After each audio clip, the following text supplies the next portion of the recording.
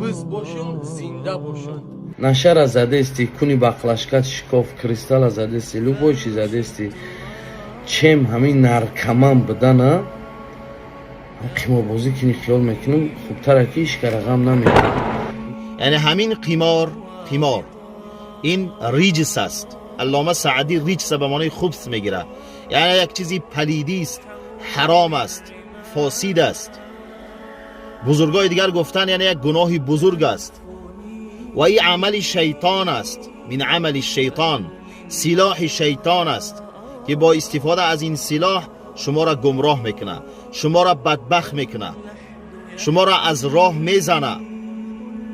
رجس من عمل الشیطان فاجتنبوه، فورا ایره ترک کنین، فورا ایره ترک کنین که بدبخت میشوین، دنیا و آخرت خودتان میسوزانین. ای مردم